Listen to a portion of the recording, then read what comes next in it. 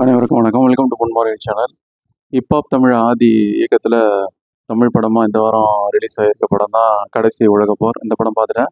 இந்த படத்தை வந்து ஹிப்ஹாப் ஆதி தான் கதை, திரைக்கதை, வசனம், இயக்கம், டைரக்ட், அப்புறம் ஒரு தயாரிப்பு எல்லாமே அவர் தான் பண்ணியிருக்காரு. ஸோ இப்போ இந்த வாரம் மிகுந்த எதிர்பார்ப்படம் அந்த படங்களில் இதுவும் ஒன்று. இந்த படத்தோட ரிவ்யூ தான் இன்றைக்கி பார்க்க போகிறோம். அதுக்கு முன்னாடி நம்ம சேனலில் புது படங்கள் ரிவ்யூலாம் பண்ணிட்டு வரோம். அது தேட்டருக்குள்ள வரும்போதும் தேட்டருக்கு அப்புறம் ஓடிடியில் எப்படி இருக்கும்னு கால் எடுக்கிறதுக்கு யூஸ்ஃபுல்லாக இருக்கும். அதனால் நம்ம சேனலை சப்ஸ்கிரைப் பண்ணிங்கன்னு கேட்டுக்கிறேன். வாங்க இனி படத்தோட விமர்சனத்தில் போகலாம். படத்தோட கதை என்னென்னா, படம் வந்து 2028 நடக்கிற மாதிரி கதைக்கெல்லாம் ஸ்டார்ட் பண்ணுது. அப்போ வந்து பெட்ரோல் கிட்டத்தட்ட 350 ரூபா விற்கிதுன்ற மாதிரி தான் கதைக்கெல்லாம் சித்தரிக்கப்பட்டிருக்குது. அப்போது என்ன நடக்குதுன்னா, உலக நாடுகள்லேருந்து இப்போ ஒரு விலகி சீனா, அப்புறம் ரஷ்யா மாதிரியான நாடுகள்லாம் சேர்ந்து ஒரு கூட்டமைப்பு மாதிரி உருவாகுது, ரிப்பப்ளிக்னு சொல்லி. அந்த ரிப்பப்ளிக்கு வந்து வந்துட்டு எல்லா உலக நாடுகளையும் மிரட்டி அவங்களுக்கு பணிய வைக்குது. அப்படி பணியிலன்னா போர் நடக்கும்னு சொல்லி மிரட்டுறாங்க. இப்படி ஒரு கட்டத்தில் இந்தியா வந்து நடுநிலை வகிக்குது. அப்படி இருக்கும்போது சீனாவுக்கு இந்த மாதிரி இந்த ரிப்பப்ளிக்கு ஒரு கோவம் வந்துடுது அந்த கூட்டமைப்பு. அதனால் இந்தியா மேலே படையெடுக்க விரும்பி முதல்ல நம்மளோட தமிழ்நாடை டார்கெட் பண்ணி சென்னையை அட்டாக் பண்ணுறாங்க. அப்படி அட்டாக் பண்ணும்போது அங்கே வந்து அந்த சுச்சுவேஷனுக்கு அப்போ தான் நாசர் அவர்கள் தான் தமிழ்நாட்டில் வந்து முதலமைச்சராக இருக்காங்க. அவருக்கு வந்து உடம்பு முடியாமல் இருக்குது. அவரோட மச்சானான நட்டி தான் வந்து ஒரு கரப்டடான ஒரு கிங் மேக்கரை ஒரு பதவியில் இல்லைனாலும் அவர் தான் பின்னணியிலேருந்து செயல்படுத்திட்டு வர்றாரு எல்லா திட்டங்களையும். அவர் வந்து லஞ்சம்லாம் வாங்கிட்டு ரொம்ப வந்து யூஸ் பண்ணிக்கிறாரு. பேரை வந்து நாசர் அவர்கள் பேரை யூஸ் பண்ணிக்கிறாரு. ஒரு கட்டத்தில் வந்து நாசர் வந்து அவரோட பொண்ணை வந்து வாரிசை நியமித்து அவங்களுக்கு கல்வி அமைச்சராகவும் பதவி கொடுத்துட்றாரு. இது நட்டி அவர்களுக்கு கோவம் வந்துடுது. இருந்தாலும் வேறு வழி இல்லாமல் பொறுத்துட்டு போகிறாரு. அவருக்கு பணம்லாம் லஞ்சத்தில் வந்து சம்பாதிக்கணும்னு சொல்லி அப்படி ஒரு கரப்டடான பர்சனாக சித்தரிக்கப்பட்டிருக்காரு. இப்படி இருக்கும்போது இவங்க எதிர்பாராத சூழ்நிலையில் ஹீரோவான ஹிப்ஹாப் ஆதியை சந்திக்கிறாங்க அநேகா. அதாவது அந்த ஒரு கல்வி அமைச்சராக இருக்கவங்க. அவர் கொஞ்சம் விவரமானவர், நல்லா படித்தவர், ஒரு அனாதை ஆசிரமத்தில் வளர்ந்துருந்தாலும் கொஞ்சம் விவரங்கள்லாம் தெரிஞ்சவர். அவர் என்ன சொல்கிறாருன்னா, புதிய கல்வி திட்டத்தை செயல்படுத்தினா தான் வந்து ஏழைங்கள்லாம் படிக்க முடியும். நான் வந்து அனாதை ஆசிரமத்தில் படித்து வளர்ந்தேன். என்ன மாதிரி எத்தனை பேர் இருக்காங்க, அவங்களுக்கு படிப்பு நல்ல படிப்பு கொடுத்தா தான் அந்த எதிர்காலம் நல்லா இருக்கும்னு சொல்லி ஒரு ஐடியா கொடுக்குறாரு. அவங்களும் புது திட்டத்தை செயல்படுத்தணும்னு நினைக்கிறாங்க. அப்போ வந்து அதை எதிர்க்கிற நட்டி வந்து என்ன சொல்கிறாருன்னா, அநேகா கிட்ட இந்த மாதிரி நம்ம வந்து அமைச்சர்களும் நம்மளோட கட்சிக்காரங்க தான் வந்து ப்ரைவேட் காலேஜ் அண்ட் ஸ்கூல்ஸ் நடத்திட்டு வராங்க. நல்ல டொனேஷன்ஸ் வருது. அவங்க கட்சிக்கு நிதியும் கொடுக்குறாங்க. அதனால் அது நம்ம செயல்படுத்தினா நமக்கு தான் வந்து பண பிரச்சனை வரும். வேண்டான்னு சொல்லி தடுக்கிறாரு.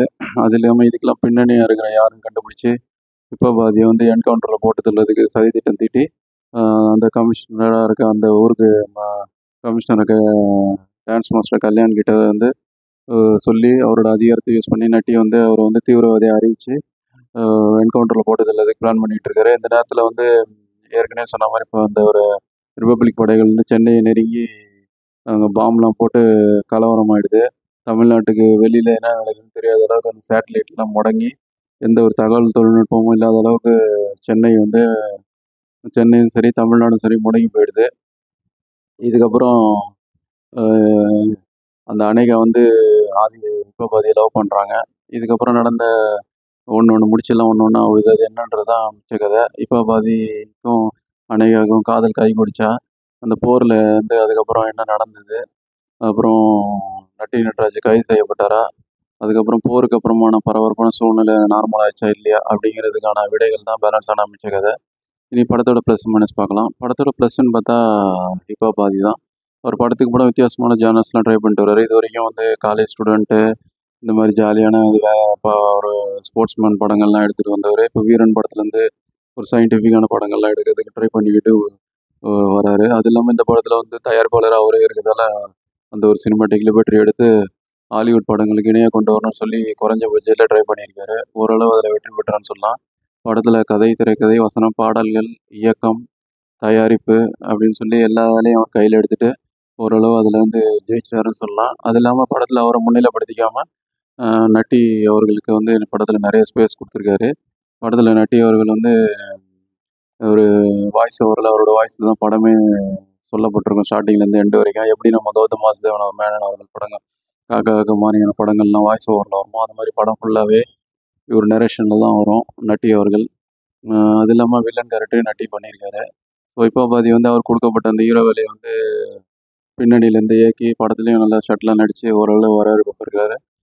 இந்த படத்துக்கு செகண்ட் பார்ட்டுக்கு லீடு கொடுத்துருக்காரு. செகண்ட் பார்ட் இன்னும் நல்லா இதோட சிறப்பாக அதிக பட்ஜெட்டில் வரும் நம்ம எதிர்பார்க்கலாம். படத்தில் ஏற்கனவே சொன்ன மாதிரி ப்ளஸ் பாயிண்ட் வந்து மிகப்பெரிய பில்லர் அவரது நட்டி தான். அவரோட வாய்ஸ் ஓவரில் தான் அந்த படமே வந்து ஃபுல்லாக சொல்லப்பட்டிருக்கு. அவர் கிங் மேக்கர் கேரக்டரில் வராரு. ஃபர்ஸ்ட் ஹாஃப் ஃபுல்லாக அவர் வில்லத்தனத்தை வந்து சிறப்பாகவே செயல்படுத்தியிருக்கிறாரு. ஒரு நல்ல ஒரு மிக சிறப்பான ஒரு ஒளிப்பதிவாளர் கூட. நடிப்பும் நல்லா வருது அவருக்கு. ஏற்கனவே சதுரங்க வேட்டைன்னு மிகப்பெரிய பிளாக் பஸ்டர் ஹிட் படம் கொடுத்தவர்.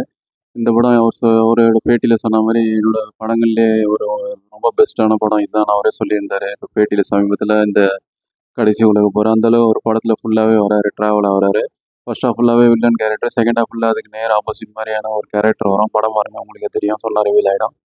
ஸோ அவருக்கு நம்ம பாராட்டுகளை தெரிவிச்சுக்கலாம். படத்தில் அநேகா தான் ஹீரோயின் வச்சுருக்காங்க. அவங்களுக்கு வந்து பெரிய அளவில் ஸ்கோப் இல்லை. அவங்க வந்து ஆதி லவ் பண்ணுற மாதிரியான கேரக்டர் தான். அது இல்லாமல் ஒரு சில இடங்களில் கேரக்டர் ஜஸ்டிஃபை பண்ண அளவுக்கு நடிச்சிருக்காங்க. இன்னும் கொஞ்சம் நல்லா எழுதிக்கலாம் சொல்கிற அளவுக்கு தான் இருக்குது. அதெல்லாம் படத்தில் வந்து நாசர் தான் முதலமைச்சர் கேரக்டரில் சிறப்பாகவே பண்ணியிருக்காரு. அவர் எக்ஸ்பீரியன்ஸான நடிகர். அவரோட எக்ஸ்பீரியன்ஸ் யூஸ் பண்ணி அவர் ரோலை ஜஸ்டிஃபை பண்ணிட்டாரு. படத்தில் வந்து காமெடிக்காக ஷேராக பண்ணியிருக்காரு. அந்த ரோல் 1.5 தான் காமெடி ஒர்க் அவுட் ஆகுது. அதெல்லாம் படத்தில் ஏகப்பட்ட நடிகர் பட்டாளம் இருக்குது. டைரக்டர் அழகம் பெருமாள், அப்புறம் சிங்கம்புலி, அப்புறம் முனிஷ்காந்த், அப்புறம் குமாரவேல், இப்படின்னு ஏகப்பட்ட நடிகர் பட்டாளம் படம் ஃபுல்லாகவே செகண்ட் ஹாஃப் ஃபுல்லாகவே அவங்க தான் வந்து படத்தில் வர மாதிரியான ஒரு அமைப்புகள் இருக்குது. அது இல்லாமல் குறிப்பாக மகாநிதி சங்கர், ஹரிஷ் உத்தமன் இவங்களும் நல்லா படம் ஃபுல்லாகவே வராங்க. ஸோ இது ஓரளவு அவங்க கேரக்டர் ஜஸ்டிஃபை பண்ணிட்டாங்க. கொடுத்த கேரக்டர் அவங்க சிறப்பாகவே பண்ணிட்டாங்கன்னு சொல்லலாம். படத்தில் வந்து விஎஃப்எக்ஸ் வந்து ஒரு சில இடங்களில் பிசுறு தட்டினாலும் மற்ற இடங்களில் வந்து ஓரளவுக்கு நல்லாவே பண்ணியிருக்காங்க. சென்னை மேலே பாம்பு போட்டால் எப்படி ஆகுன்றதை வந்து சித்தரிச்சிருக்காங்க. எப்படி அமெரிக்காவில் அந்த ஹாலிவுட் படங்களில் அந்த அந்த லிபர்ட்டி ஸ்டாச்சுவை வந்து வெடிக்கிற மாதிரி உடையிற மாதிரி காட்சிகள்லாம் வைப்பாங்களா, அது மாதிரி இதில் வச்சுருக்காங்க. அது இல்லாமல் இந்த படங்கள் வந்து 2012 மாதிரியான ஹாலிவுட் படங்களை நினைவுபடுத்துது. ஒரு அடுத்தது வாருக்கு அப்புறம் எப்படி இருக்கும்னு ஃபியூச்சரிஸ்டிக்காக திங்க் பண்ணி அதுவும் ஓரளவுக்கு நல்லாவே எடுபட்டிருக்கு. படத்தில் கேமரா எடிட்டிங் அப்புறம் எல்லாமே தரமாக இருக்குது, வேறு லெவலாக இருக்குது. பாட்டு கூட ஓகே தான். பிஜிஎம் ஓரளவு படத்தை எலிவேட் பண்ணுது. படம் ஆஹா மைனஸே இல்லையானா இருக்குது. ஒரு சில விஷயங்கள் எனக்கு ஒர்க் அவுட் ஆகலை. அது என்னென்னா ஃபர்ஸ்ட் ஹாஃப் வந்து நல்லா விறுவிறுப்பாக போகுது. அடுத்து என்னன்னு சொல்கிற அளவுக்கு கிட்டத்தட்ட படம் பார்த்து முடிக்கும்போது ஃபர்ஸ்ட் ஹாஃப்லேயே படம் முடிஞ்ச மாதிரி ஒரு ஃபீல் வந்துடுது. அதுக்கப்புறம் வேற ஒரு உலகத்தில் நடந்த மாதிரியான ஒரு கதைக்களமாக போகுதுன்னு என்னால் பார்க்கப்படுது. அது இல்லாமல் செகண்ட் ஹாஃபில் வந்து இந்த முகாம், அலுமினியம் மைன் இந்த மாதிரியான போகுது. அது வந்து அந்த சைனீஸ் வில்லன் இந்த மாதிரியான விஷயங்கள்லாம் பெரிய அளவில் எமோஷ்னலாக கனெக்ட் ஆகலை. அது இல்லாமல் செகண்ட் ஹாஃபில் பல காட்சிகள் வந்து ப்ரெடிக்டபுளாக இருக்குது. பல விஷயங்கள் எமோஷ்னலாக கனெக்ட் ஆகணும்னு நினச்சி வச்சுருக்காங்க. அதுக்கு நமக்கு எமோஷ்னலாக கனெக்ட் ஆகவே இல்லை. அது கொஞ்சம் கவனித்து பண்ணியிருக்கலாம். இன்னும் கொஞ்சம் காட்சியை வந்து நம்பகத்தன்மையோடு வச்சுருந்தா இன்னும் நல்லா இருந்திருக்கு, என்னால் பார்க்க முடியுது. அது இல்லாமல் அந்த செகண்ட் ஹாஃபில் வந்து வில்லன் இருக்கிற இடங்கள்லாம் அந்த மைண்ட் எல்லாமே செட்டிங்கு நல்லா தெரியுது. அது குறைஞ்ச பட்ஜெட்டுன்றது தெரியுது.